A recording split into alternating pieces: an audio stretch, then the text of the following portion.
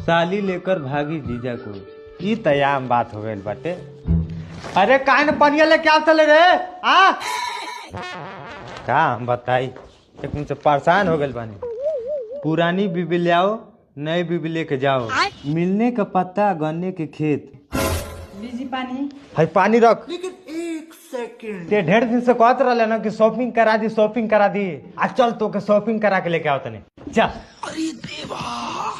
ए जी चली न घरे, बारिश आओ तो बियने चल जाई। भाग बुढ़बा खाऊ, आजुए भर ऑफर बा। चल आली। अच्छा हमको सिखा रिया है। ए जी घरे चली न, देखी ना बारिशवा कितना तेज आवता।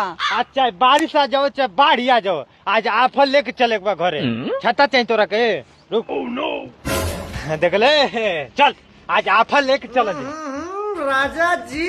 ए जी उखिया में कहाँ ले आता नहीं शॉपिंग करावे। चुप, रुको जरा, मुंह बंद कर ले रहो। सबर करो। ये लोकेशन था। मजा नहीं आ रहा। के बा हो मम्मी रे। का हो जौन पेपरवा में ऑफरवा निकला ला वो पिसवा कहाँ बा? हाँ हम ही निकल रही है। भैया आई पुरान मेहरारू लेके आयल बानी, एके रख लो आ नया मेहरारू दे दो। नया मेहरारू चाहिए? हाँ दे दे बाबू इनके नया मेहरारू। हम मुखी में से आओ तनी। जो भाई जो। अरे दादा अब सोने सुन मेरा ही घर है दादा, उख मिले घुस गए अरे दादा घुस गए